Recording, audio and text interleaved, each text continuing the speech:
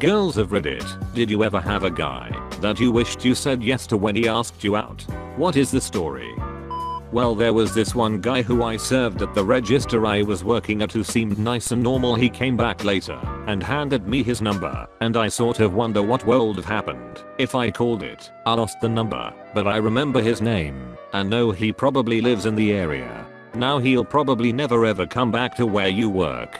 So at least you get to avoid that. Yeah, I know how working the register is. A girl once wrote "call me" on her receipt after she signed it and handed it back to me, but she forgot to put her number on it, so I just threw it away. Wasted opportunity. Lol, she was so nervous about it, she forgot the number. He didn't ask me out, but we were super close. It was obvious that we both liked each other until my friends and I were playing a game where you would have to say who you preferred to date more in the group of friends. It was my turn, and I jokingly said another guy. Of course he was so shocked, and it was only a few days later that I realized my dumb mistake. I was so frustrated at myself that I didn't talk to him for a long time. We talk a bit now, but he has a girlfriend. So much regret. TLDR. Don't be afraid to tell the truth. Edit. Fixed typo. Thanks for replies, and I do realize that this was one of the most dumbest mistake I've ever made. Sad face. I understand that some of you guys feel that I'm rude and stupid, and I can't argue with you there. On the other hand, I'm considering of telling him, but I'm afraid that it'll spread like shitty gossip. Anyway, thanks for the replies. Edit 2. Just a note, I jokingly said another guy because I was afraid of what my friends thought of me liking him. Sorry for the confusion. I was so frustrated at myself that I didn't talk to him for a long time. Girl logic.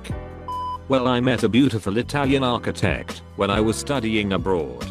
He kept in touch over Facebook. As soon as I was single again, he sent me a message telling me that he would pay for my flight to Vienna, where his parents live. Then we would move to his flat in Paris. I said no. My education was too important. He got married to a gorgeous Russian girl a couple months later. Their wedding was straight out of a fairy tale. I would make the same decision again, but damn if I don't wonder what my life would be like. He married a couple months later. A friend of mine has this cousin who I thought was top tier ducking gorgeous for years. I always told my friend how handsome I thought he was, but I never really spoke to him, and he never paid me much attention, so I figured he wasn't interested. Relatively recently he broke up with a girl he was dating and spent a while just hanging around me and hitting on me. I'm in a serious relationship, so it wasn't gonna happen, and he knew that, but all I could think was, where the duck was this a while back? Totally regret not being able to say yes after that long. In high school I had a huge crush on this guy, but he was one of the popular guys and I wasn't. But as luck would have it, we sat beside each other in Sof English and he must have thought I was pretty funny because he was laughing at my jokes. Fast forward to the end of the year, he and his GF broke up, and after class we held hands all the way to the bus stop. I was so friggin' shy that I bolted when he tried to kiss me. We didn't talk much afterwards. I regret being shy. Way back in middle/high school, kids didn't really ask kids out, but I did hear that a kid had a crush on me and my response was less than inviting.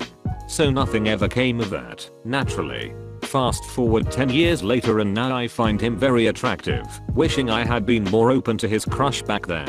Now he's married, and I'm sitting in single girl sweatpants in my apartment. Maybe I'd be in my married girl sweatpants if I hadn't been such a prude back then.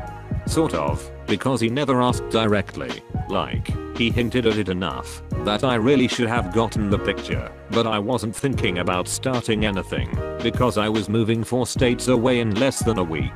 It's 3 months later, and I still think about what could have been sometimes. A guy asked out a girl I work with a while back. She said no, very rudely. She's very materialistic. Certainly a gold digger. That guy ended up being Luke Wilson, tight end for the Super Bowl champion Seattle Seahawks. She is very regretful. At an end of summer party this nice guy gave me his number. I was very shy and kept putting off calling him because I was nervous. Then I got caught up in the excitement of starting my first year at university and I honestly just forgot about it.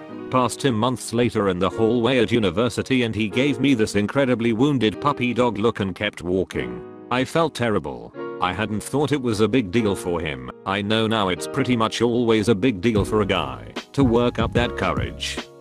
My mom was waiting for this guy to get off stage so she could interview him for Buddy magazine when this little weird guy comes over and asks her out.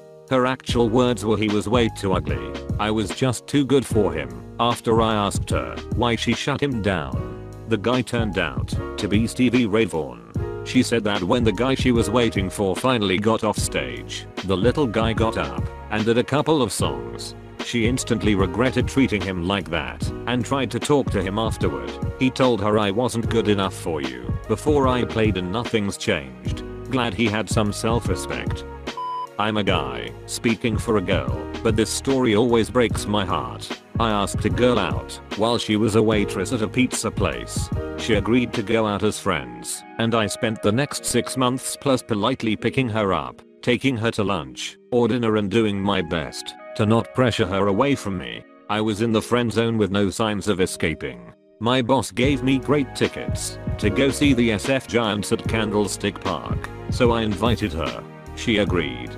Neither of us were baseball fans, but it seemed like it would be a great experience. It wasn't. It was freezing. We had no idea what was happening, and when I suggested we leave she agreed. I drove her home, and as I was walking her to the door I grasped her hand. The first time we had held hands. She yanked her hand back. I remember the words very clearly. It's too fast. Okay. Message received. She had moved a distance away from me, so I let things go. I stopped calling her, and she made no effort to contact me. Goodbye, Deborah. Several years later I had met somebody else, and had actually become engaged. I got a phone call from Deborah. She was hoping to get together. I told her that I was in a serious relationship so perhaps it wasn't a good idea. We chit-chatted a bit, and said our goodbyes. A week or so later I got a card from her explaining how much she regretted pushing me away, and that she considered me the one that got away. The funny thing is that I was so madly in love with her. To this day I think of her. My wife is amazing, and I'm so very lucky, but I always wonder what would have happened. In high school I was asked to go to homecoming by this great guy. I said no, because I couldn't afford a dress. I was too embarrassed to tell him or anyone else about it. He ended up going with someone else, and I always regretted not being able to go. I wish I could have said yes. This is my wife's story, but it involves me. We were high school sweethearts, and shortly after we started dating she was asked to go to a school dance by Larry Fitzgerald. She turned him down noting she had a boyfriend. When she told me about it that evening she was surprised to hear my reaction, which was that she ducking blew it. At this point, Larry was already an athletic freak. Even in the 10th or 11th grade it was clear this guy was going on to big things. As life progressed, and my wife and I started a family, Larry's career progressed, and he continued to excel. I would occasionally remark to my gal that Larry had just hit another milestone, killing it at Pitt, winning awards and so on. When the draft approached, and he was projected as a top 3 pick, I again pointed out that she blew it.